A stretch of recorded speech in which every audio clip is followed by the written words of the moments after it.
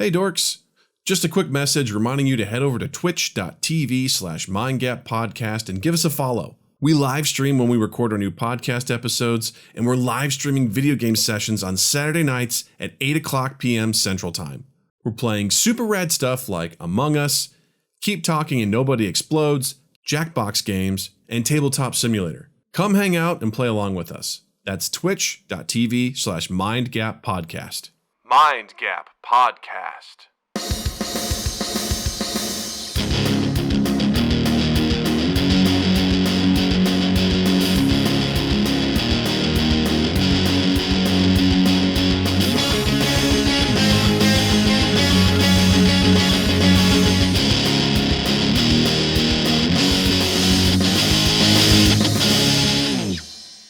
Hey everybody, welcome to Mind Gap Podcast.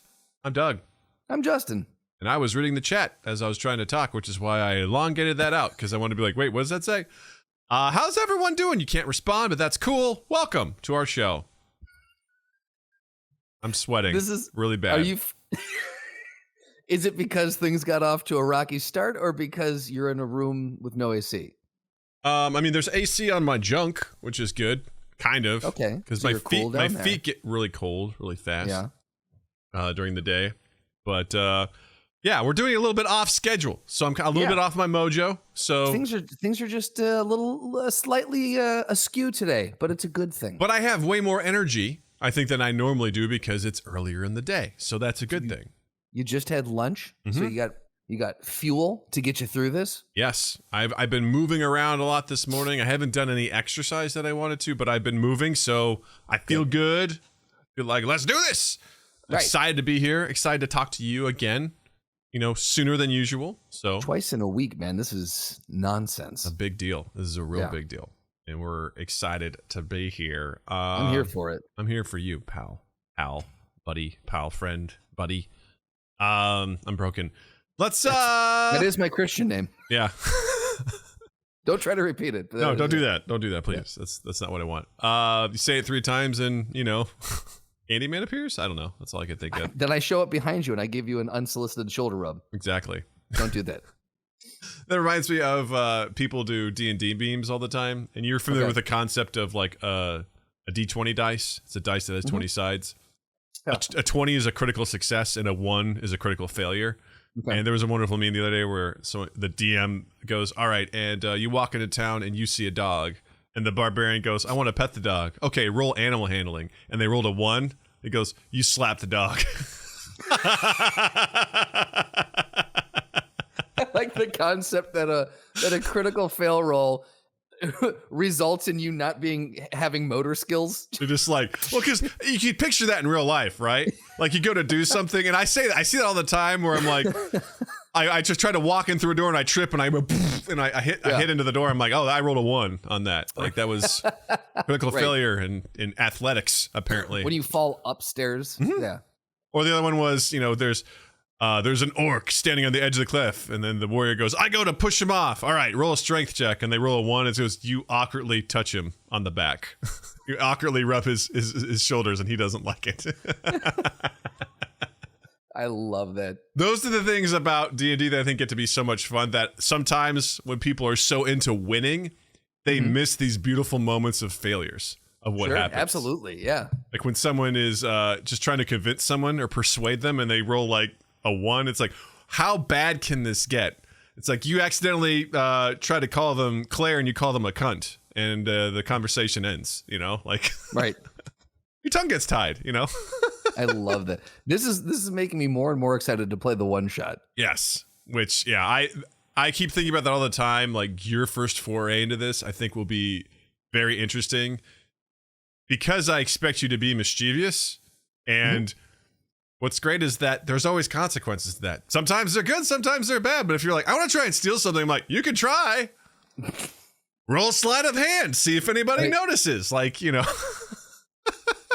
Oh my God. Because that's the thing in the version that we play. Again, there's no consequences, but also actions are severely limited. So it's going to be hard for me to wrap my head around.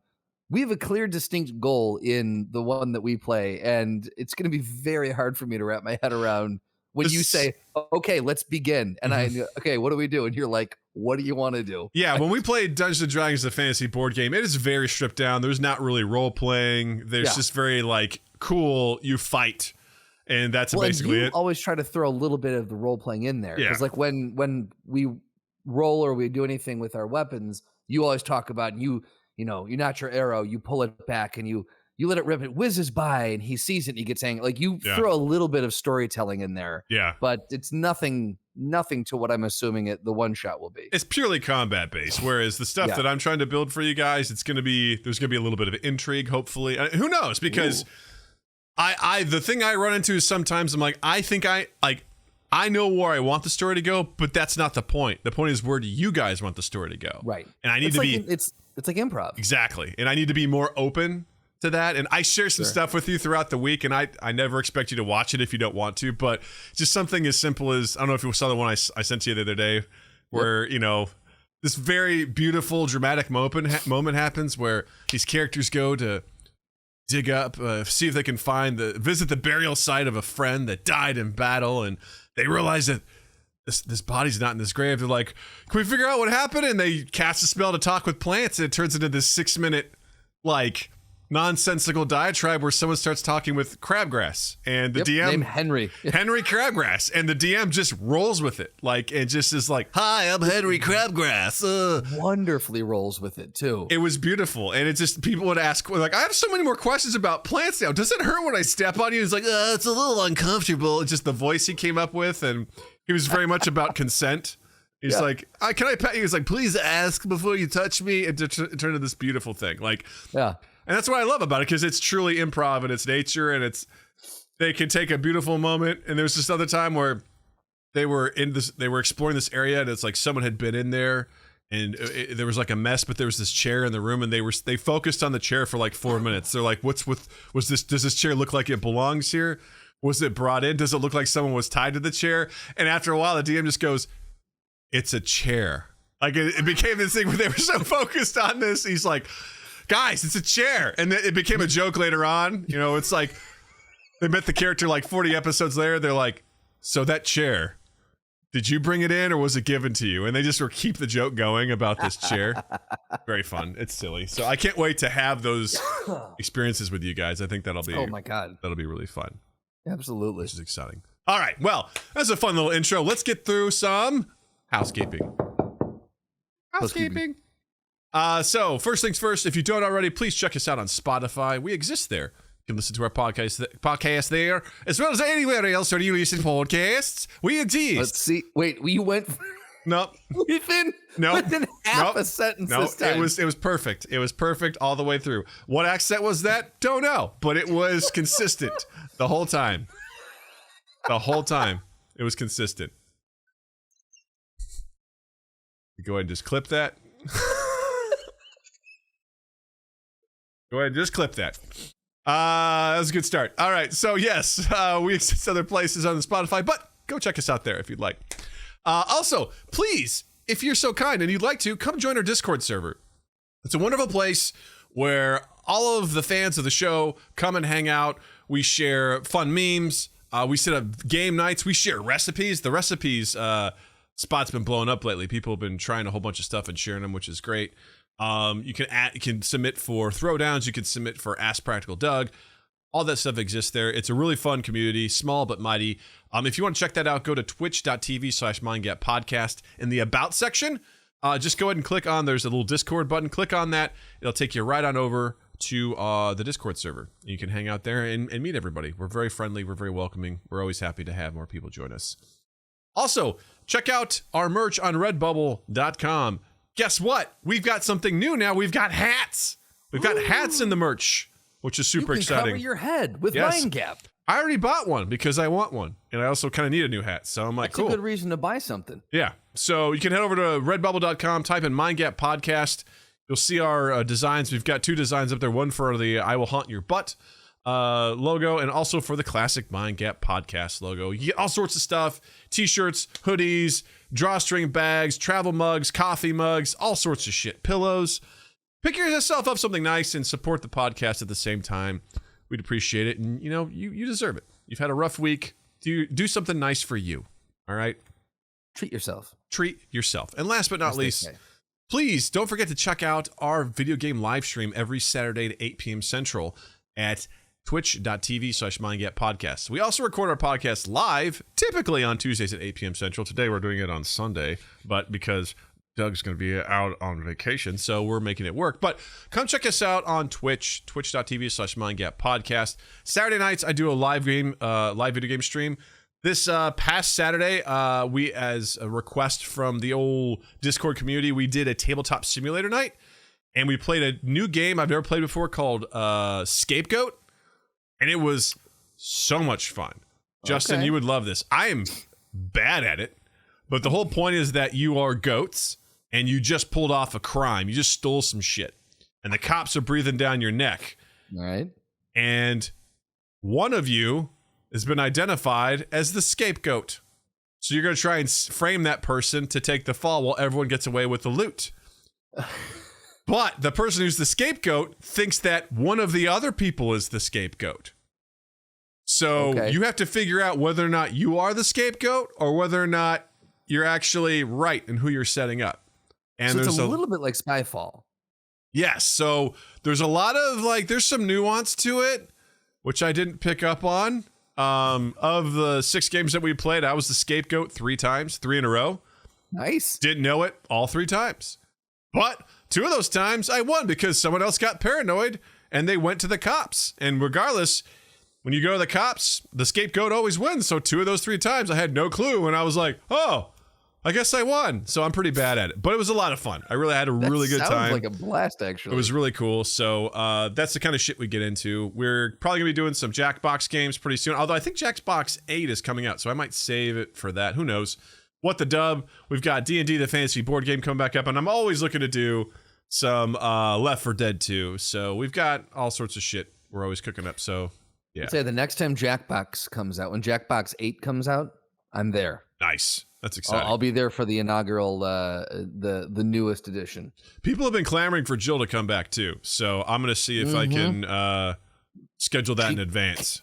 Killed it that one time. Yeah, she had a blast. So for her, she's just like, just give me enough warning, so we can plan that accordingly, because that does coincide with Girls' Night with Natalie. So got to make sure that everyone is on the same page for that. So naturally. Nice. All right. Now that we've got that all out of the way, let's talk about our stuff. Got some cool stuff to talk about this week. So first things first, there's been a lot of articles lately about just in general how people have been moving because of the old Dandy Pandy. Can we start? I want to just real quick. Can we all just agree to start calling it the Dandy Pandy? I feel like that's disrespectful, but it also kind of like, at the same time, demystifies it. I kind of need it. Yeah? Yeah. How about the Handy Pandy? That sounds way worse. Well, sometimes you pay good money for a Handy Pandy. Yeah, that's right. Yeah. Yeah, I agree. We'll come back to it. Well, we'll workshop that and get back to you guys. We'll workshop it. Follow us on our social medias at MindGap Podcast. We'll keep you updated. See how this plays out. MindGap Podcast canceled. So there was a headline from the Wall Street Journal that said remote work turns sleepy towns into booming exurbs. I don't know what an exurb is. Do you? No, ex-urban instead of suburban. A district outside a city, especially a prosperous area beyond the suburbs. Okay, cool. Oh, I was thinking it was turning them into ex-urbanites, like people leaving an urban area. Right. Hi, Limited Rolo. Good to see you, pal. It is a bit early for us. And that's because we did it for you, buddy.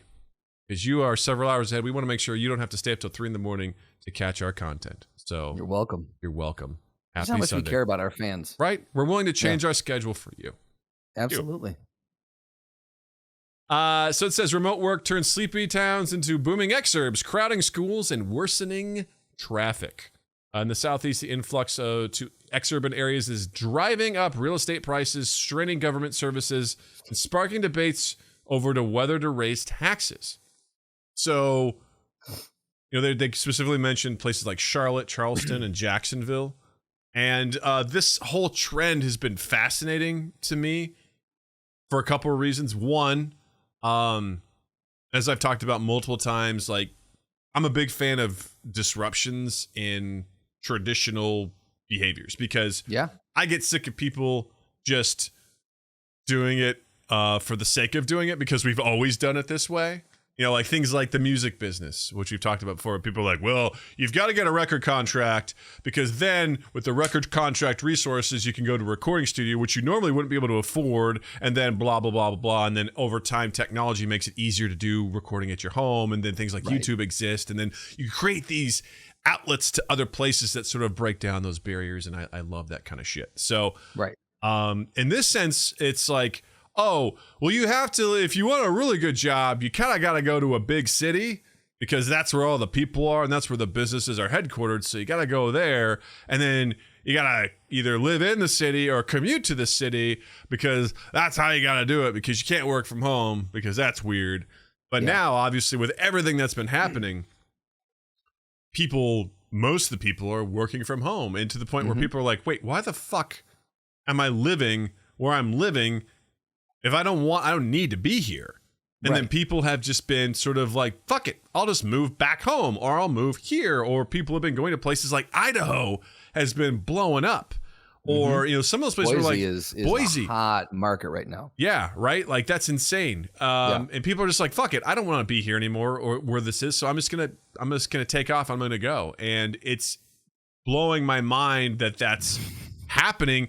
And it's kind of exciting in a lot of ways. I could see how this in the short term would also be a huge strain on those communities as well. Oh, absolutely. Yeah. I think that one of the things too that a lot of people are, well, especially with everything being shut down, a lot of the mentality is why live in, for example, a city like Chicago, why live in the city, pay premium prices for things that I can no longer access.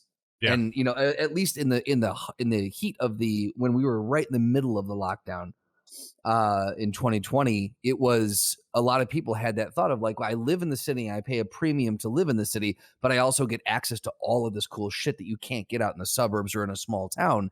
With all of that shut down, what's the benefit to me? All that shut down, but I'm still paying a premium to live here. Why? That makes no sense. So if I can go maybe have a little bit more space and I can, if I'm sitting in my 790 square foot little box of an apartment, I can go somewhere else and sit and do the same thing. And now I can enjoy the outside too. And I have space and I have freedom to move around. So I think that that was a huge consideration. I mean, my God, Beth and I are talking about the same thing. Like this has really caused us to go, okay, well, where do we really want to be? And it's possible now. Yeah, it's totally possible because we've proved that work from home is a very viable option for a number of professions and industries. There are absolutely those that this won't work for and that have to be in person. And that's a whole different conversation that can be had. But for this, we're talking about those that are able to work remotely, and it's opened up a world of new possibilities for them. Yeah, I think in a lot of ways, you know, maybe redistributing population is, I mean, again, it's going to have pros and cons. There'll be seen and unforeseen consequences of that, right? Like, oh, sure. Like even the headline from this article is just saying like it's putting stress on communities, right? And yeah, I don't know, man. Roads, their infrastructure isn't traffic set up to handle this influx of people and use. Yeah. And in short term, it can maybe it's a good problem to have, right? Like people are in there, they're clamoring for things, but I mean, it could be more taxable income for the cities themselves. But I think you're going to need to update your public works programs too, and that's I mean that's all through tax tax funding. So like it makes sense that these communities they're going to look to potentially raise taxes because you've got to deal with if you've got to deal with a lot more people, there's only one way to really fund that immediately. Yeah, and also if you're looking to deter it or slow down a little bit, it's like let's raise the taxes so that maybe the influx shortens itself out. But I don't know. I find it fascinating just because I love the idea of my line of work. My current role is 100% remote, so I will never be going into an office in this current role, which is fucking phenomenal. I love it. That's right where Doug's sweet spot is. Yep, I'm totally cool with it, and for a lot of reasons, just like I spend so much more time with my family. Jill and I, most of the time, we'll walk over our lunch break, go on a nice walk after we eat. We try to schedule it every day. Some days it doesn't happen. I'm like, I think in the time that I worked downtown, especially when I was working at my previous employer and we were really close to each other, we maybe went out to eat 2 or 3 times. Sure. During my whole stint there. And now it's like we eat lunch most of the time and we go on a walk, which is awesome. Yeah.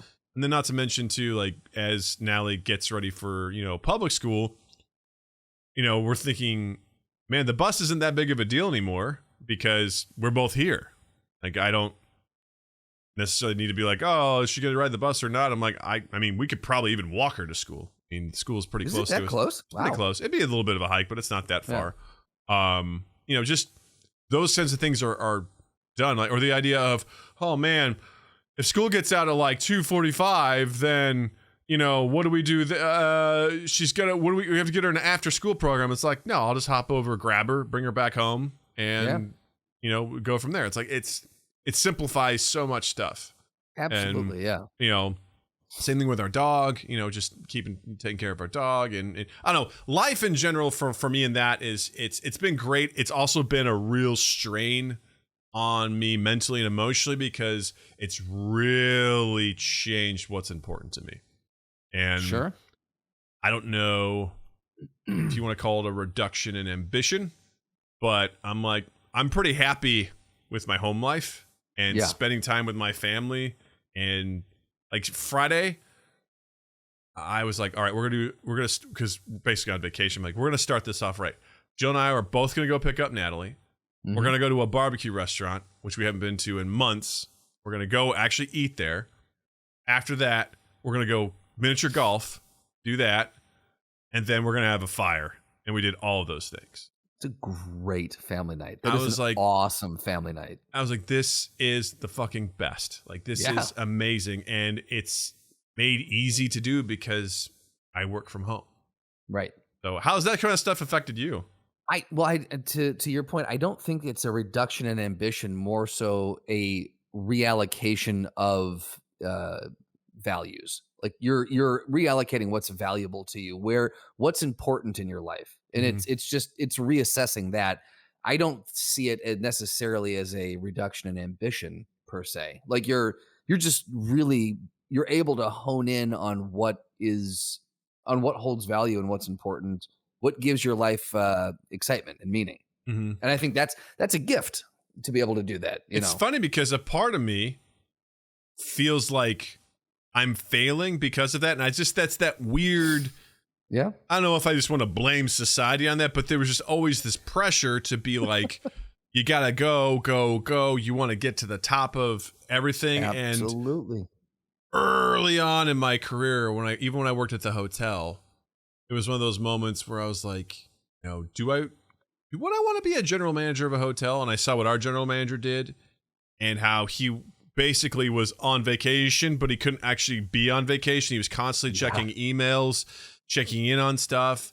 And he told me stories of when he used to be a GM at a hotel in the Bahamas and how they called it golden handcuffs, meaning that you get paid really well, but you live there. Like you don't go anywhere. He said part of the things because there was a lot of other properties, the other GMs set up things where they would allow each other to go to each other's hotels and eat lunch. I think that was like their getaway. It's like, come over here, man. We'll comp it. You eat lunch at my place. I'll eat lunch at your place. And that was their sort of getaway. And so I thought about that, and even just, probably because I haven't found something that I want to be in charge of doing all day, every day, that I'm that psyched about. Yeah. Because I looked at that stuff, I was like, there's going to be a real cap to how high up I want to get in the chain here. And I enjoy leading people to an extent, but I'm also like, I'm fine being an individual contributor and being on my own. Like, I don't necessarily need to be managing other people. Well, years ago, you and I were always talked about the that golden ratio of like, what's that number? Because I think you read an article that sparked a pre-mind gap discussion at where we used to work. And it was once you hit X dollars, as far as salary goes, the responsibility to income or responsibility to compensation ratio switches over, and your responsibilities far outweigh, what, not outweigh what you're getting paid, but you're basically, you go from having some autonomy to being completely tethered. It's the golden handcuff thing. Mm-hmm. So I think we've for a long time, we've talked about like, at what point do we want to get to before it becomes problematic for just living your life? Yeah. Because the pressure is to be like, to keep going. And I think that's sort of like the capitalistic side of it. But honestly, for me right now, I'm like, I'm cool. Like, would I want some more money? Sure. Do I want a lot more work? No. Like, no. Like, I'm cool within my wheelhouse of like, I think I'm in the mid range of what's possible for my current role. And I think it extends, several thousand more dollars, but I'm like, cool. If I can over my career, make it up there, cool. But I'm not like, I need to be senior vice president of, I'm like, nah, I don't. Before I'm 40, I have to X, Y, and Z. My wheelhouse right now, what I'm interested in is being creative and creating content. That's what I like to do. Everything outside of that is a bit of a drag, to put it lightly. And if I'm not making something and creating something, that's kind of, for those who are wondering, I'm an instructional designer. So I design training content for all sorts of stuff. I make videos, I do voiceover, I do podcasts, obviously, PowerPoint decks, one-pagers, handouts, things like that. I design all that. And there's some really fun parts of that, which to me is the building and designing. And then there's the really dragging shit, which is doing intake and task analysis and creating a training plan. And tell me more about that. And then you gotta analyze. You gotta design. You gotta develop. And then, baby, you gotta lean back and you gotta let me implement what I've designed. And then we gotta take a second when we're done. We gotta evaluate our performance. Were you satisfied? How much? Would you want to do it again? How can I improve? We're showing some signs of being fucking wet. Now we're talking. Now we're talking. Again. Now we're talking.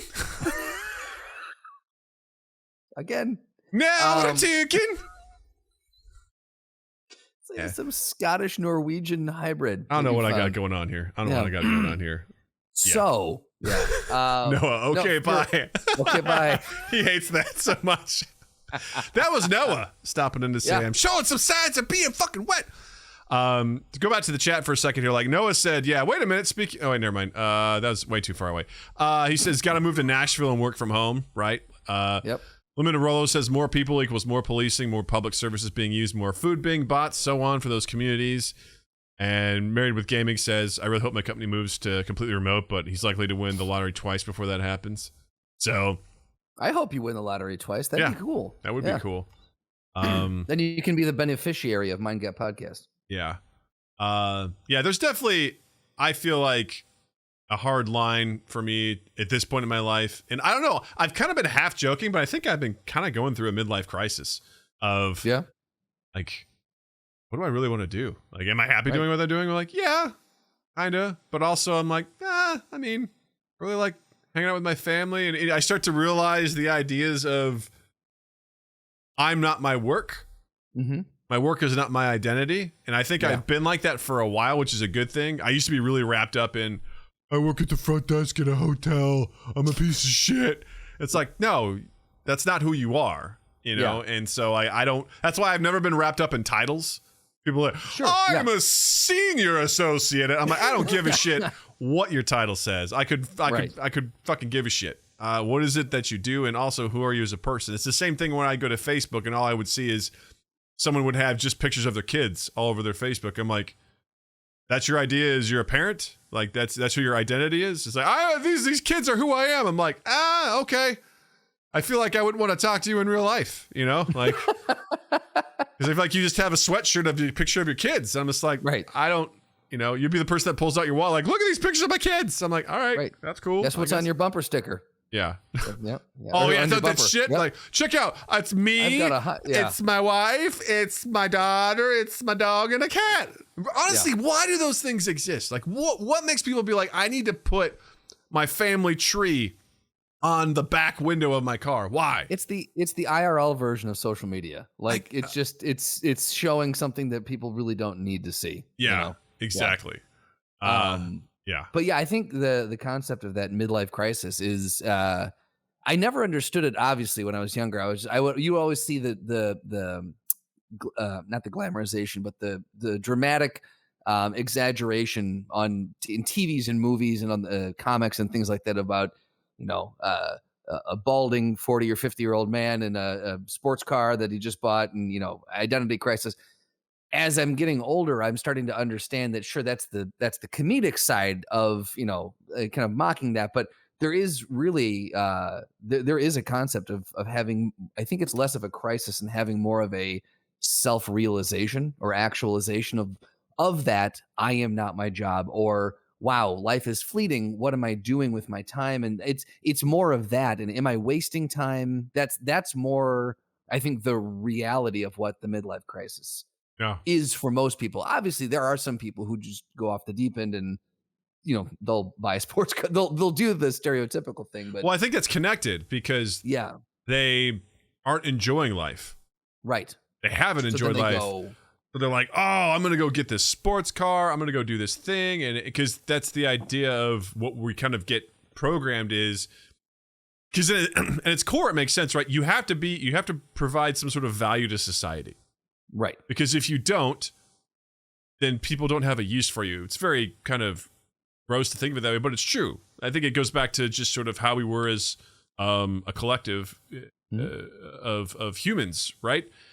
Either are you hunting, are you gathering, are you healing people, are you scouting? Like, what value are you bringing to the group? And if you're just like, I'm just going to stay by the fire today, guys, people are like, cool, well, then you don't get to eat because right.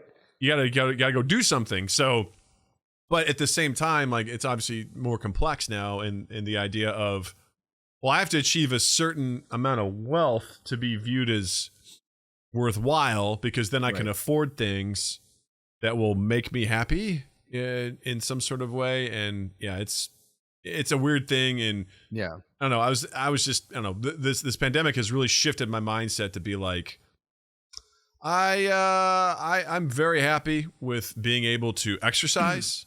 Like, the amount of time I spend exercising every day is mind-boggling to me. If I look back on what past Doug would have said, like, you're doing what? Yeah. You're walking how much per day, and you're lifting? Okay. And you're eating what? It's like, yeah, exactly. Your treat for the day is some Greek non-fat yogurt with some honey and some strawberries in it. It's like, what? Yeah. Right. That's your treat. And it's really good. Yeah. Like being able, that has led me to take a better path, just physically in my life, and just understanding that. And I don't know, man, like, well, I'm just in the best moments, I'm outside doing stuff, or I'm cooking, or whatever. I'm like, oh, this is what matters. And I'm fortunately in a role where when I'm done for the day, I'm done for the day. Sure. I don't get more emails. I don't get phone calls. I don't get bothered. And so I'm like, peace, I'm out, which is really, really nice. Speaking of nice, Limited Roller said the photos on your car thing doesn't exist in the UK. You lucky bastard. That's nice. Yeah. In case super nice. I don't know if you're familiar with them or anyone else who's not familiar. They're like these little cartoons. Like, they've got figures almost. Yeah, they started out like that, and they got cute where it's like, oh, there's some Star Wars themed ones, there's some superhero themed ones, there's some Disney themed ones where people put it. But essentially, it's like mom, dad, and then there's like, oh, these are the kids. Oh, there's the baby, and then there's animals, and so it's like these are all the people that live in our family. And I think some comedian was like, all you're doing is giving serial killers information about how many people exist, to get. Yes. It's like, why would you do that? And their relative size compared to everyone else in the family. Yeah. Also, just bumper stickers in general. I mean, fuck off. I'm so. This is when I was younger, I used to like bumper stickers. I used to like the concept because like the funny ones would get me. And now as I've gotten older, I'm like, you know what? Bumper stickers can just go fuck. Right. They can go fuck off. I don't need to advertise my brand of humor or anything else about myself on the back of my car. Don't need it. Don't need it. Limited Roller says no one loves their families that much to share on your car. Might be the most UK thing I've ever heard. That is wonderful. That's amazing. That's hilarious. You asked how it affected me in the similar sense, the whole pandemic, and I would say in a very similar way. Like, it's helped me kind of understand, and that's why Beth and I are looking at houses. Like one of the things I've realized is I need more green space in my life. I need more. I need the ability to go out and just stand barefoot in my backyard and just stand there and, and just kind of listen to the birds and just feel calm and connected to the earth again. Like I've lived for the last, Jesus Christ. I mean, how long have you been here? 6 years in this building. And then prior to that, 5 years in the previous apartment. I can't tell you the last time I lived ground floor anywhere. So like I've lived in the sky for many, many years. And it's just, it's weird, man. Like for a while it worked. And then this pandemic, I looked around, I'm like, this doesn't work anymore. I don't like this. This isn't fun. And the noise and the traffic and everything going on. I'm just like, I think the chapter of me living in the city proper, at least for now, who knows what the future holds, but at least for now, that chapter's kind of closed. And it really, I love taking, same as you. Like I love, Beth and I will go on long walks and we'll talk. Like what you can discuss on a walk is incredible. I love going for walks and just getting lost in idle conversation, or if there's something we're trying to work through and figure out, going on a walk and breaking it down. And by the time we come back, we usually have an answer to whatever it is we're questioning. So like, I love that and spending time. Just kind of being, that's really what I came back from vacation recently and I was so close to quitting my job. Oof. Like I had no other plan. Like it would have been a horrible idea, but I had that wave rush over me of like, okay, you know what? Now's the time. We're doing this. And like, I made me realize truly, truly, truly how much just the 9 to 5 element of what I do just is, it doesn't hold value anymore. Outside of providing for myself and my family, there's nothing else that I find valuable about it, and if someone from there's listening, I apologize, but it's the truth. And I guarantee you feel the same way.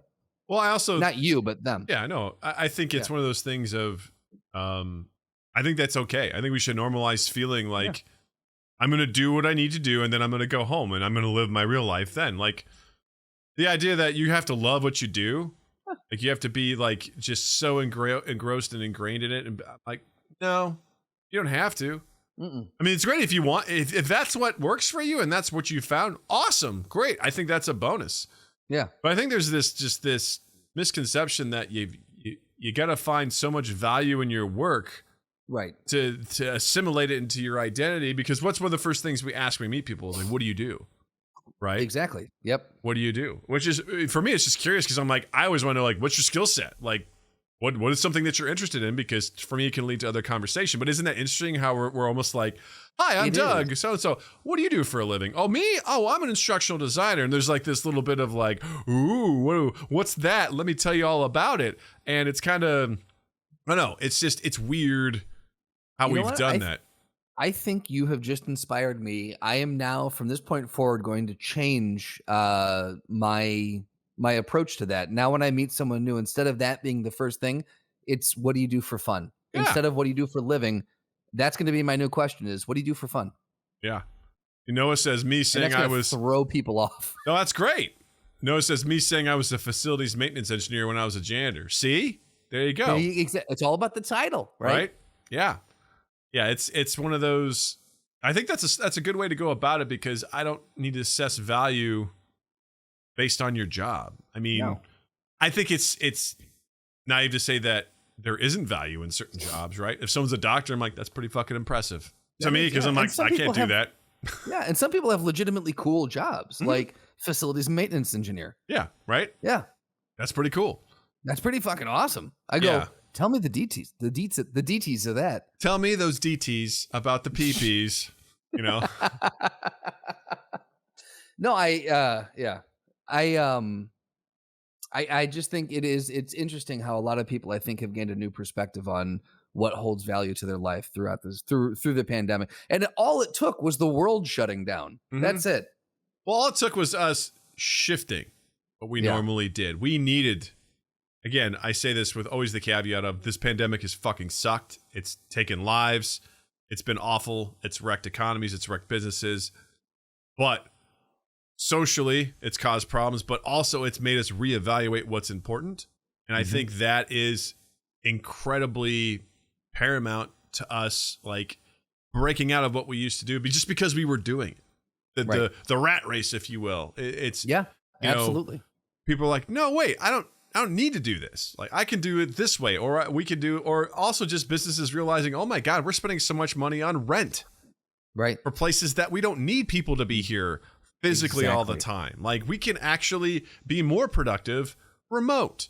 You can reallocate some of these funds, maybe actually increase our employees' lives a little bit. We don't have to be stuck in one market for employees. We can go nation or worldwide to find exactly what we need. Like it's just, there's been a lot of really great rebalancing in that regard, which I think is, and I think if this pandemic had lasted 6 months, we probably would be going back to that old ways. But I think at this point, now that we're honestly coming up pretty soon on 2 years of this whole situation, which is really bonkers. I think this stuff has been irrevocably changed, and I'm hoping that there's some elements that we can be like, all right, this is what's really important, and these are the things that we should take moving forward. But going back to what you were saying is, one thing I always appreciate about you and Beth living in the city is you guys really made the most out of the city. I did not. You both were like, oh, we're gonna go explore this neighborhood. Oh, there's this like festival going on in this neighborhood. I was like, I don't want to go anywhere. I'm fine. Like I'm a homebody. But I always appreciated how, I think doing comedy, doing improv really got me out and about. Yes. Which was nice. Got me exploring different aspects, which was really cool. But in general, I mean, you put in such great perspective is the cool thing about a city like Chicago is things like you can pretty much find anything you want to do. Sports, music, museums, food, festivals, like all that sort of shit. And when that's taken away, it's like, why the fuck am I here? Right, exactly. With all these other animals. Like, why am I here dealing with this bullshit, paying this such high rent to put up with this? Because the whole thing was that, these people suck, but I get to go to Lollapalooza.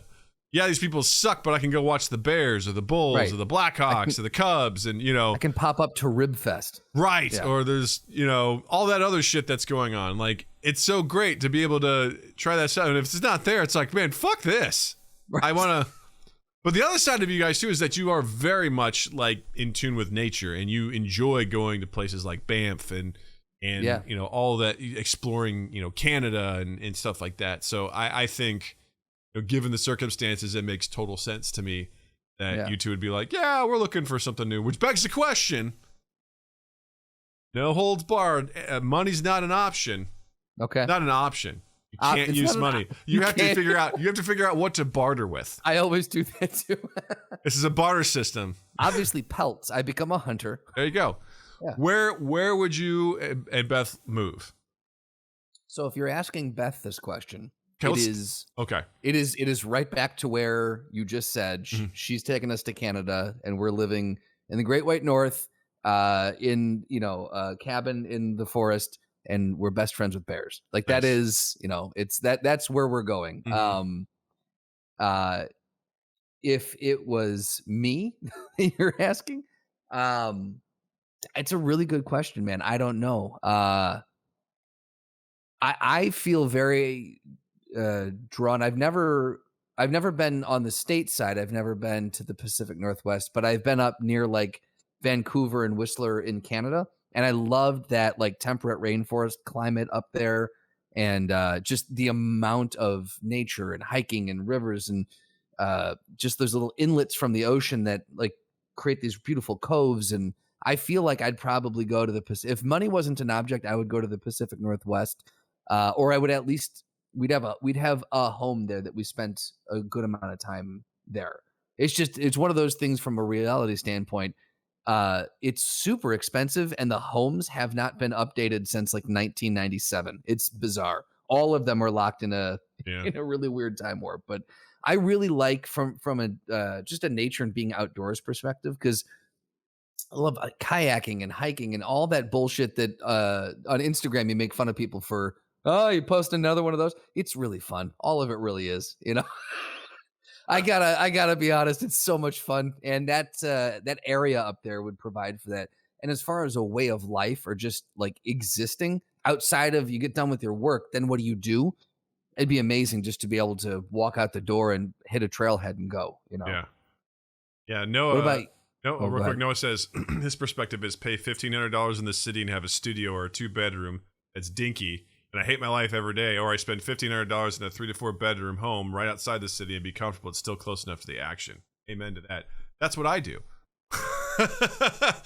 Except Doug says fuck the action, and yeah, I'm totally kind of cool with where I am. And Noah says you've never considered Colorado. No.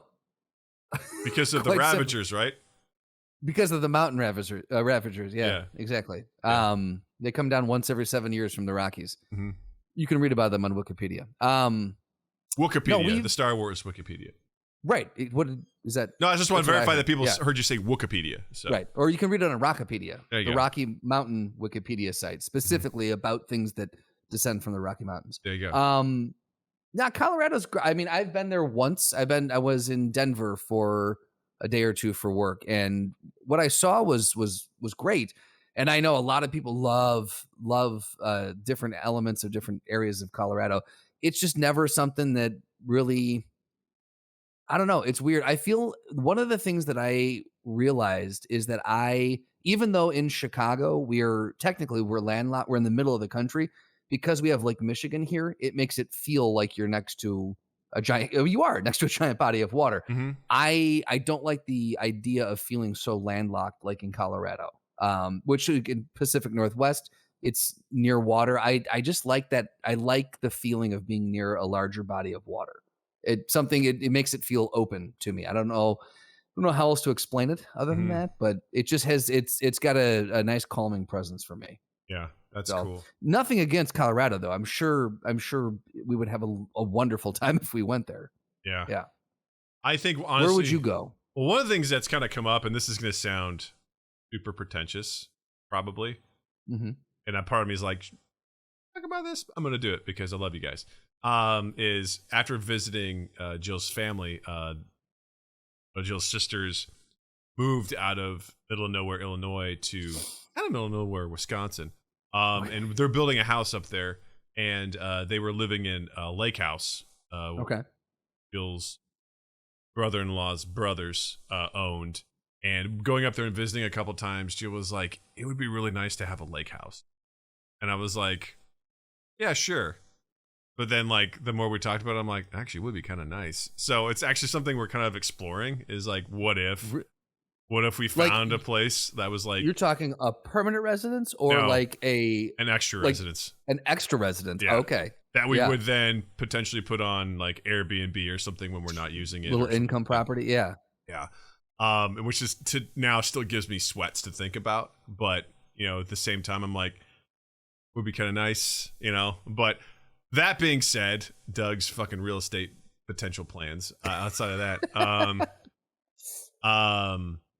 It's one of those, I've always enjoyed more tropical areas, but I don't want to go to fucking Florida.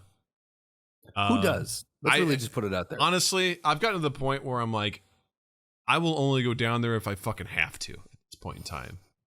And I'm so disinterested in going to that fucking state. I'm sorry, real Florida is like, there's Disney and then there's real Florida, and real Florida is fucking weird. God damn it. I couldn't handle being that fucking nightmare of a state. So that's out. Texas, nope. California, nope. So I would love certain parts of California if it just wasn't always on fire or with a mudslide or with earthquake. Like there's a drought. Too much to contend with. Yeah. I say that like that's a hard state to live in when you're constantly surrounded by natural disaster. Yeah. I think when I think of retiring, I imagine some tropical place that may or may not exist. I just imagine just a place that is very chill. And so would you move out of the country? Possibly. Like, would you go to like Bora Bora or something? Here's the thing, like Practical Doug, the easiest way to get him going is like, does your money go farther in a place like that? Absolutely, and it's like, that would be real easy to be like, sure, we'll go down there and our investments will, go further, Noah says, The Carolinas are tight if you can ignore the Texas energy. And he also says, I'd love to retire in Norway. Tit says Panama. Interesting. I mean, I like these. I'm open to that sort of stuff. Right now, it's hard to even, obviously we're playing pretend, but, Jill's brought it up a couple times. She's like, now's the time if we were going to do it, to move. I'm like, I fucking love where we live. Like, I absolutely love where we live. And here's the thing. You can't put a price on good neighbors. You really can't. And I have amazing neighbors. Yeah. I have the best neighbors. And I cannot imagine going and just rolling the dice to see what I get. Because if I had neighbors that were the polar opposite, that were complete dickheads, I would lose my fucking mind. I would be like, God damn it. Because I've got these neighbors on either side of me that are so kind. And one of them Natalie fucking loves them. She's like, sure. One of them's named Doreen. Like today, we were gonna go get groceries, and Jill was mowing the lawn, and she wanted to go see her, and she saw Doreen. She's like, "Hi, Doreen!" and runs up and says hi. Just like she just loves, just absolutely loves them, and they're so nice. That's like, awesome. The other day, like they went out of town and they asked us to watch their dogs for the day, which was no big deal, and they got Natalie like a little special bag of candy. Like, thanks for watching the dogs, Natalie. Natalie thought it was the coolest thing, and then we're giving them. While we're doing it, we left them. I made them some shortbread and left them some donuts, like on their counters. Like, they're the fucking best. Like, they're so nice. Really cool. Yeah. And it's like you can't. Before we had moved in, we had ordered some stuff to be delivered to our new to the house, and didn't even know these people. They just took the package off our step and held it for us. Like, we didn't even know who they were. Like, hey, we saw these. We thought, so make sure no one took it. Here you go. It's like, can't put a price on that. Like, it's amazing. That's incredible. Yeah. To that. I think the school systems here are really good. I don't know for sure, but from what I've seen and whatever, I think they look really great. I look forward to Natalie. I love the community here in general. Yeah. People are so nice. There's just a lot of great things. I love our downtown. I've never felt like such an old man, like in that. I love our downtown. I love the library. It's just.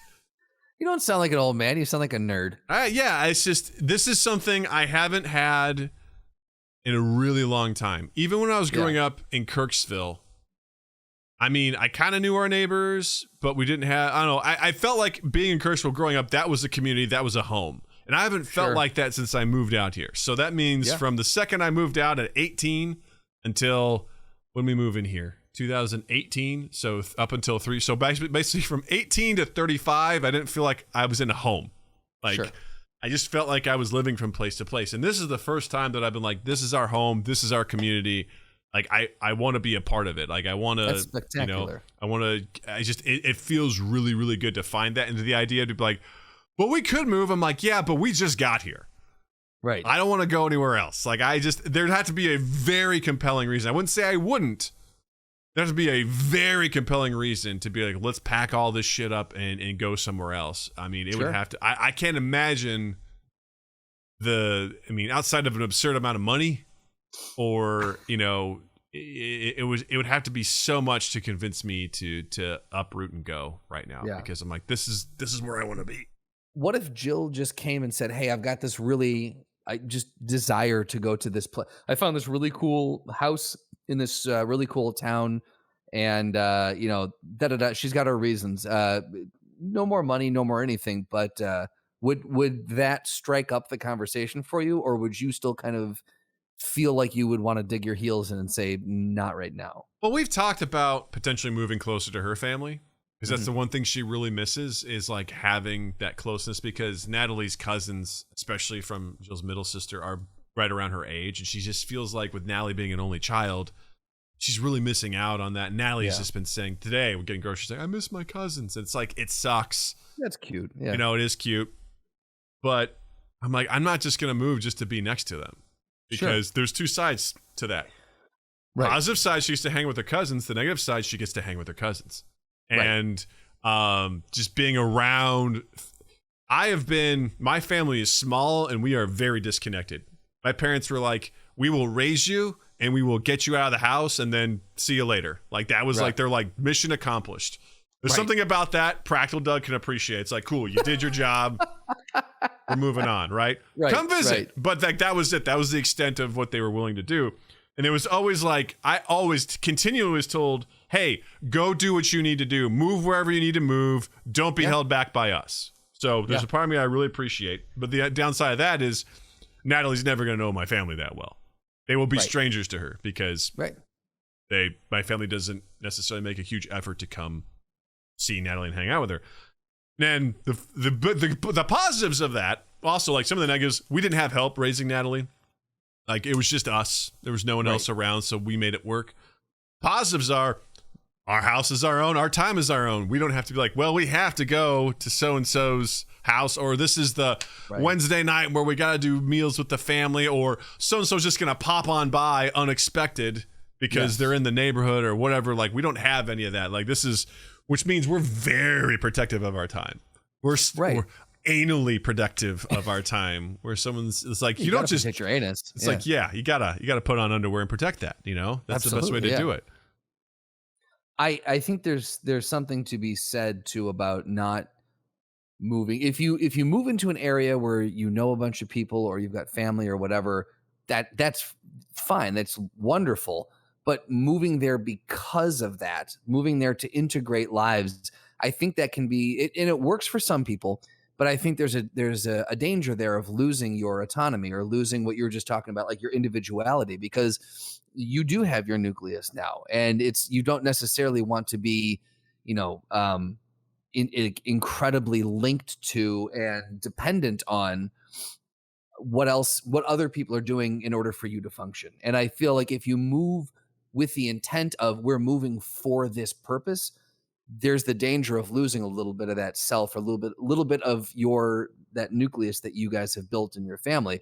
If you move somewhere and you happen to be around people, I think if the intent is to move there for yourselves and there's other people there that you know, that's lovely, because you can then make the decision. You've moved there with the intent to, I can jump in and I can remove myself and I can insert myself where need be. And you've got the decision. You're moving there with those boundaries already mentally set up, Mm-hmm. And I think there's a nice bit of freedom in that. I think that, at least to me, everyone's different, but to me, that's a healthy option. Yeah. Yeah. I'm always a big fan of doing as difficult as can be when it comes to like family.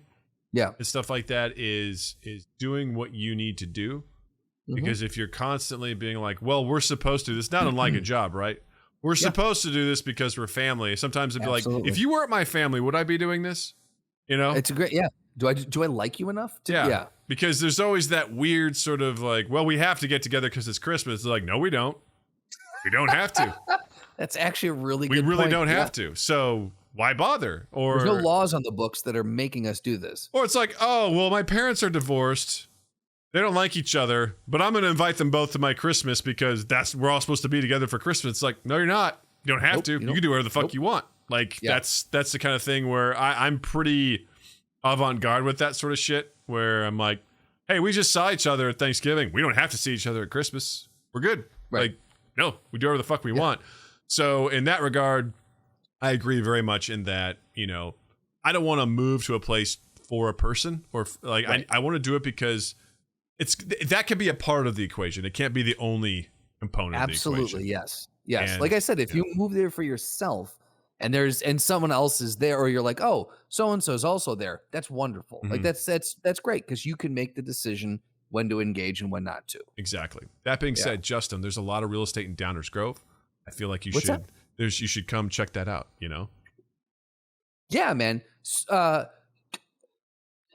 down, literally down the street. There's a house. It's for sale. That's cool. Is it hot? Are you hot? I'm hot. I mean, it's nice outside. Just need to open a window. Yeah. Right. I'll walk over. I'll go to Beth after this. I'll just be like, hey, where I think we should move? At Downers Grove. Why? Doug said so. Well, it'd be funny if you're like, hey, we should just check this place that you drive out there. You're like, where is this? And it's like, hey, is this Doug's house? No, I mean, maybe, but look, there's a house like right over here at the end of the cul-de-sac. It looks kind of familiar. I don't know, but look over here. There's this house. It's like, this doesn't work for us at all. Natalie standing out in the driveway, creepily waving as we go by. Yeah. And the bushes like, what do you think? What do you think, guys? It's just like the apartment setup we had before, where we were right next to you. We'll watch Abby. It'll be great. I love it. Of Noah says, let's buy an apartment complex. We're all in. Welcome to the Mind Gap podcast apartment complex. Oh my God, the apartment. We could make, but the thing is, we could make each apartment a different themed apartment based on inside jokes. Like we could have one that's Daddy. it's covered in urine, right? We could have one that's just fuck me, slutty, and it's just there's swings. I'll leave it at that. Yeah, just all in the apartment. Yeah. And there's one that could just be like either a sauna or like a shower or something like that. And yes, exactly. Yeah. We're showing some signs of being fucking wet. Yeah. You're welcome. Exactly. You brought this on yourself, Noah. Just very into the water of our world. Absolutely, yeah. Tint says, great neighbors are amazing. They do the same package thing, which is awesome. And Noah says, remember the tornado that hit Nashville and how the entire city was trying to help each other out? Food trucks doing shit for free, strangers offering spare rooms. Yeah, that's very cool. Same thing happened in Kirksville when tornado tore through there. You saw some real human kindness, which was awesome. Yeah. And Linda Roll said, moved 180 miles for a fresh start. How far is that in kilometers? That's impressive using miles. I respect that. Very glad that you're like, these dum-dums won't know how far it is unless I do I'm going to convert it for them because they're idiots. These and fucking you're not idiots. Wrong. Yeah. That always bothers me in movies where people are obviously not from America and they're like, it's X amount of feet or X amount of miles. I'm like, you're just doing that for us because this is the American audience because we're dummies and we can't handle it. Hilarious. Let's see here. Yeah, 2 East 8th South Division go. 2 East Deep State. Nice. Oh, nice. That's very good. That's very cool. Hilarious. UK is only a similar size to Florida. That's fair. Yeah, but not mentality. That's true. Well, maybe in some spots, I don't know, or Miami. That's true. That's fair. Yeah. Who knows? I think it's interesting. Just again, kind of bringing it back to the original. Just the different trends that we're seeing that are opening up now because of what we've all gone through, and it's going to be interesting to see where these keep going. Because right now, again, like I said, Beth and I are looking for a house. It's a seller's market right now. Like prices are just through the roof, and people are getting away with it because they know people want to buy, and so. I'll be curious to see if that trend keeps going up, if that levels out, if it starts to turn back to a buyer's, like to see where that goes as more people, because I really do think that even though a lot of people have been talking about this, like the great exodus from cities, they've been talking about it for a year and a half now. I think we're only seeing the beginning. I think this movement is going to increase for the next few years, and then we'll probably see it level out. And then people will start to maybe move back. I feel like you often see people move out of the city, people move into the city. There's an exodus, there's an influx. And I feel like right now we're still at the beginning of this exodus. I have no data to back that up, but that's just a gut feeling. No, I agree. A bit I think technology has played a huge part in how this works out because we have the capabilities to do this and work remotely and everything like that. So because you have that and because a lot of our jobs are done in that sort of way, I think you're right. And I think it's probably a good thing to get I do too. Have people be less congested and things like that and spread it out. Also, the city is getting, like, if you look at even before the pandemic, we were looking at some of the new buildings that were going up around us. And when some of the one-bedroom studios and one-bedrooms are going for $2,400 a month, that's insane. And then, your two bedrooms are could be anywhere from 3 to 35. Like or even more than that. Like there's some that are this new NEMA building that was built over here. Like some of these, oh my God, some of these apartments the cost is insane on them, but the building sells out. And so developers have no reason to not keep charging these astronomical rates. Well, if you start to see a bunch of people heading out of the city, I'm hoping that will allow prices to regulate, in all these buildings and make the city a little bit more affordable for people. Yeah. If they choose to stay here. Yeah, no, I agree. I hate things just cost inflating just because they're inflating, like it's one of those things that just seems very, again, let's break the mold, because I think what'll be hilarious is if people try to hold on to those rates, like the CDs, right? CDs are like $20. People are like, fuck that. And eventually the demand's going to drop. It's going to force them to readjust that sort of stuff. Because absolutely, if they don't do it, then they're just not going to sell that. And I think that's what we need, because it's absolutely absurd to think of how much this stuff costs for this space for what you get, because people are just willing to pay for it. You know? It's like absolutely, it's absolutely bonkers to me, and I don't like that shit. I never have, never will. I never like we do it this way because we do it this way. It's like right. That's always been a point of contention. I know for both of us. Yeah, don't like it. I don't like it. I don't like it at all. The other trend that I think is going to be really interesting to see where it goes is there is a trend of the people that are moving out of the city. They're starting these arenas in the suburbs. It's a giant arena where they invite. Typically, they try to make it just the people of that city. So, like Downers Grove, it would be Downers Grove, or it would be Schaumburg, or whatever. They have their own arenas, and they host these. Basically, they're just. Well, I can't remember what they're called. I think they're. Welcome to the Throwdown. That's what they're called. That's what right. They're called. Right, murder fests. Murder fests. Dun, dun, dun, which is what a lot of people call the city right now. Murder fest. Oh boy, we have some fun stuff. What do we got here? What is this? All right. Please consider these canon transformations, because that's the only way you can compete with DC. You know what? That's true, because DC just they god out all of their people. They go God mode. What is ultrasonic? I've never heard of that. All right, let's announce it before we start talking about it. Oh, sorry. I'm just off in my own little world. This week's Throwdown is Sonic the Hedgehog versus the Flash. And we are being told that we have to include supersonic and ultrasonic because these canon transformations are the only way you can compete with DC. So yes, because DC. All right. I've never heard of. I was a fan of the Sonic the games when on Sega, but I don't remember ultrasonic. Yeah, I don't know any of those other ones at all. Okay, so let's go. I guess we start with base level Sonic the Hedgehog. Yeah. Okay. What do we got here? So, you want to do Sonic here? Sure. So he's incredible speed. He cruises at speeds far surpassing Mach 1, which is at the blistering speed of 768 miles per hour. He can scale vertical walls, knock down enemies in his path, run over water, even cause the ground to explode in his wake.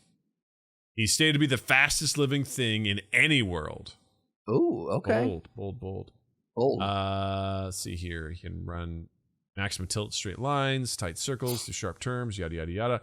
He has trouble keeping his balance when coming to a sudden halt at full speed. For stamina, he's seemingly limitless as he's never winded from running.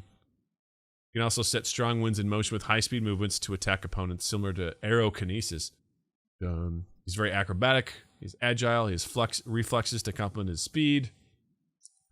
Resilient to pain and damage. Capable of taking a beating. That's not from what I've seen. He takes 2 hits and he's dead. Right? Fucking game. He also can't swim for shit. Water kills him. Skilled fighter. Profound use of hand-to-hand combat. Can take on hordes of Eggman's robots. He can use the power of the Chaos Emeralds to perform chaos control. Allows him to teleport to other locations. That's pretty impressive. That's good to know. Super Spin Dash is one of his primary offensive maneuver. He also has an aerial variant called the homing attack. All right, so now we're being told we have to take into consideration these other transformations, which are supersonic and ultrasonic. Yes, so supersonic, he gives highly amplified speed and strength, which is impressive because he's already very fast as it is. Yeah. Enough to let him go toe-to-toe with godlike beings, such as Sigma 3, Perfect Chaos, and Perfect Dark Gaia. Sonic gains... I'm seeing now why we're being told we have to include them. I indeed. He has high-speed flight and virtual invulnerability to harm, even when hit by Sigma 3's energy blast. He only got slightly singed. Okay. As Supersonic, he's able to freely manipulate chaos energy. He can charge his fist with chaos energy to amplify his strength and of his strikes, and as well perform the chaos control, which allows him to bend time and space to his will. Good. Interesting. And then lastly, there's Ultrasonic. Again, increased strength, speed, and reflexes. Able to fly through midair and be invulnerable to virtually any harm, negating conventional damage. All right. He's capable of moving even faster than Supersonic. What? Ultrasonic can control the bond of local atoms. Okay, now we're getting into the DC realm. Yep. Manipulate non-living matter by changing its atom structure, turning air into a wall of water, or turning stone into a column of large uprising spike. It affects living matter. Okay, so we don't even know what's possible for the limits of this. Okay. I love this. The encyclopedia states, there is also an even rare super form that can come from excessive consumption of power rings. The number of power rings needed is unknown. It could be hundreds. It could be thousands, but it grants the users vast amount of elemental magical talent. Alludes at Ultrasonic's abilities having a magical nature. All right. Let's see here. He's strong enough. Resistance to time alteration. All right, cool. I think that's enough. That's a good. We kind of get an idea of where he's going. Yeah. I think that's so. With the Flash, we're talking about the Barry Allen Flash. Specifically, is what we were handed. So that's what we're going to operate off of. Speed Force conduit. After Barry was struck by a bolt of lightning and doused with chemicals, it created the Speed Force, a mysterious cosmic force that pushes time and space itself forward. As it does this, the Speed Force creates excess energy, builds up, needs to be released. The Flash is effectively the Speed Force's release valve. So that's how he gets the speed. Actually didn't realize all of that. That's interesting. I knew he had a connection to something called the Speed Force, but didn't realize that he was the conduit through which it released itself. So, when Barry uses his powers, he taps into that built-up energy and expends it. Let's see. He's a master of the science of the Speed Force, so he has mastered it. He can evolve when it comes to terms of superhuman speed. I'm just going to kind of go through here real quick. Superhuman reflexes. Reaction time is augmented to superhuman levels. Allows him to be. He can dodge lightning. His body sends pain messages to his brain at such velocity that the femtosecond he feels something, he will react. So there's that. Let's go back to the speed real quick. He's far faster than Superman and Supergirl, it says in this article. Was fast enough to repair an entire city without anyone realizing he ever left the room. Time seems to slow down around him, making him invisible to others within their relative time frame. He can clear out the entire population of Tokyo, around 38 million people, in only 30 seconds. What it doesn't say is that all of those people are dead now. He also has moved fast enough to battle the Shade's Shadow, which moved at the speed of light. So while Sonic can break Mach 1, it's saying here he's able to battle something that moves at the speed of light. When moving at the speeds he does, a second can feel like a day. So he's tortured. Let's see. Managed to race through the multiverse. All right, let's move on from that. Superhuman stamina. He can fuck all night.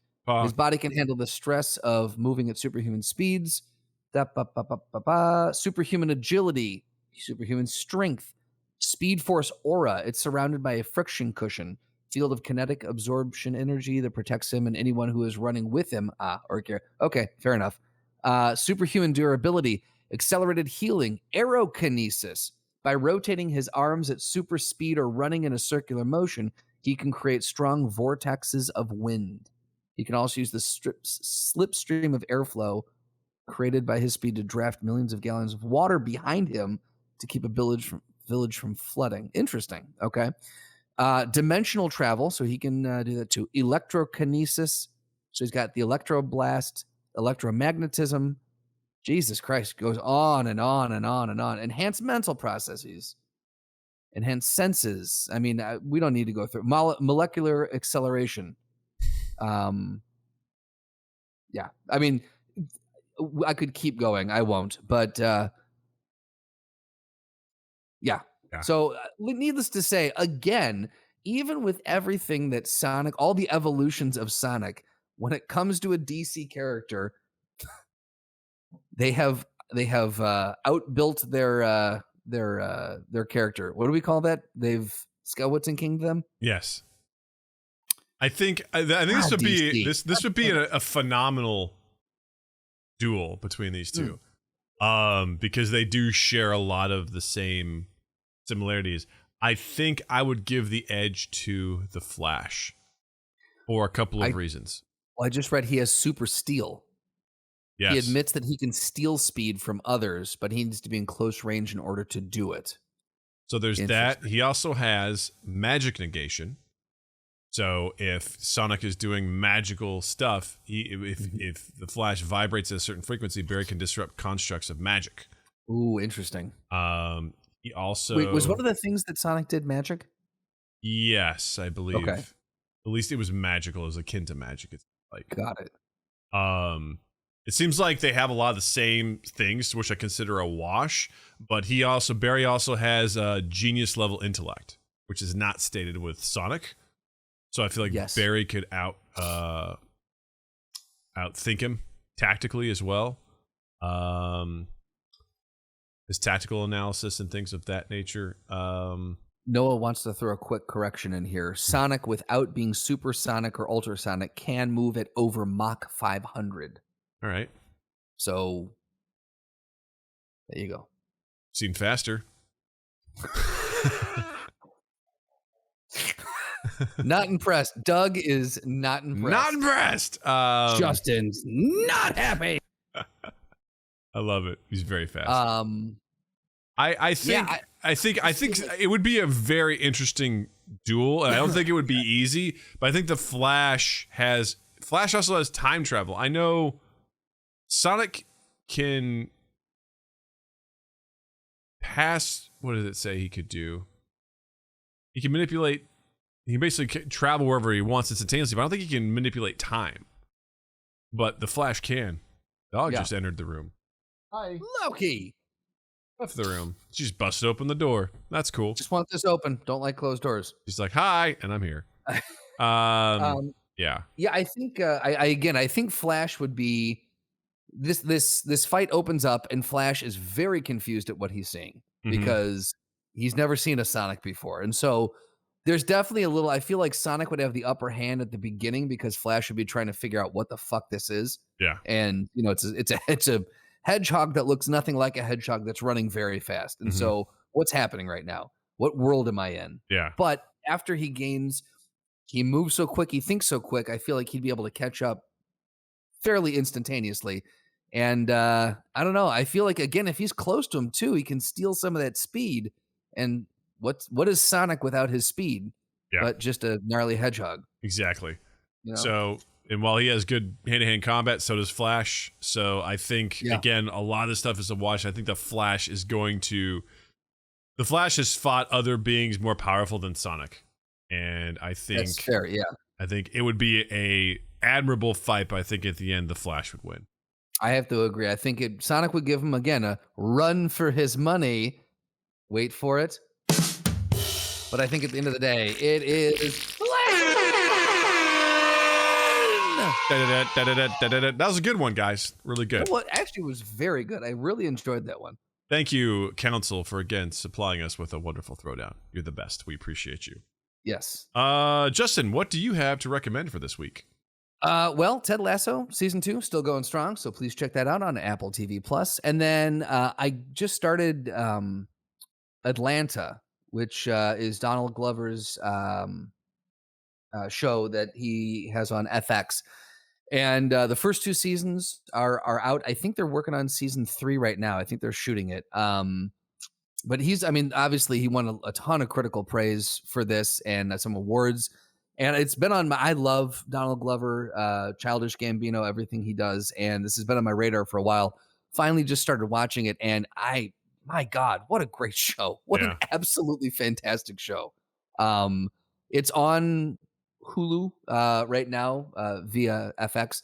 And I would strongly recommend people check it out because it's weird, it's funny, it's poignant. It kind of covers all bases, only how he and his team could do. So I would strongly recommend checking it out. Yeah, what do you got? I've been going through and rewatching old movies lately. Okay. And I rewatched Event Horizon yesterday. Have you ever seen that one, Justin? If I have, I don't remember anything about it. Special shout out to Buzz. How are you, man? Thanks for stopping by. He's the other half of Rolo for their podcast, What the Funk. Sure, very nice. Check that out. Nice to see you, Buzz. Thanks for stopping by. Event Horizon, essentially, it's a movie from the late 90s, I think, starring Sam Neill, Lawrence Fishburne, and a couple other folks. Essentially, it details the story of a ship named the Event Horizon, who was this flagship in using this gravity core to instantaneously travel from one part of the universe to the other one. Okay. It goes, and then it disappears for 7 years, and then it shows up again outside of Neptune, and this crew of people go to check out and see what's going on. And the graphics, some of the stuff doesn't hold up super well. Some of the opening and ending credit music seems so out of place, but altogether the concept of it is very cool. It's very cool. It's kind of creepy. It's a horror film, and 97. Yeah, it was fun. I loved the concept of it. It reminds me a little bit of like something you'd find in the 40K universe. And it was good. It was nice to go back and revisit it and be like, yeah, I think this still holds up. I think it's still worth watching. Again, just sort of like graphically and whatever, CGI. Don't expect a whole lot with some of the stuff. Sure. There'll be some things you're like, okay, that looks whatever, but it's good. It's good. Kind of 29% on Rotten Tomatoes. Really? Yeah. Really? Maybe that's one of those ones that I watched and I was just like, I think it's like a cult classic to a lot of people, I feel like. I'm looking more into this. I can confidently say I've not seen this one. Really? I don't know what I was thinking of, but yeah, the name was familiar, but I have not seen this one. Okay. Well, it's on HBO Max, so go check that out. I'd recommend it. I think it's a fun movie.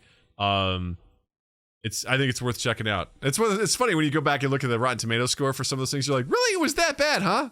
The audience gives it a 61%. So right there, that tells you. I always feel like you've got to take. Well, you know me. I don't really. Yeah. I don't put a ton of weight behind Rotten Tomatoes anymore. But yeah.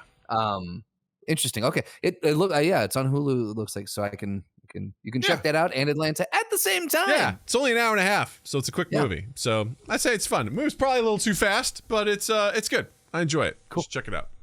Very cool. You should also check us out on all of our social medias at Mind Gap Podcast. You can also check out our YouTube channel at Mind Gap Podcast, where we post all of our episodes as well as clips and highlights from our shows. And of course, be sure to check us out on Twitch, twitch.tv/MindGapPodcast. Drop us a follow, turn on the notification bell so you know when we go live, because we do go live typically on Tuesday evenings at 8 p.m. Central, as well as Saturday evenings at 8 p.m. Central for our game live stream. And also be sure to check out Justin online as well. On Instagram and Twitter at Justin_Michael, spelled Mikel. It's the fun way of spelling it. And while you're in the online realm, check us out on Spotify, Stitcher, Apple Podcasts, Google Podcasts, Samsung Podcasts, all the places where you can find reputable podcasts and consume them. We're there. Go ahead and subscribe to us, rate us, review us, do all those things. One of the big ones we always ask is just share us around. A recommendation from you to your friends and family and coworkers and whomever else goes a very long way. They trust you. So tell them how awesome we are. It means a lot to us. And then tuiestaith.com/mindgap, and just keep an eye on all of Tui Estaith stuff. Hell yeah. With that being said, I'd like to say to you, Justin, thank you. Douglas, thank you. And I hope you are in the middle, when people are hearing this, in the middle of a wonderful vacation. You know I'm going to be. And to all the people on Twitch, I want to say thank you. Listeners, thank you. You all have a dandy fucking week. Mind Gap Podcast.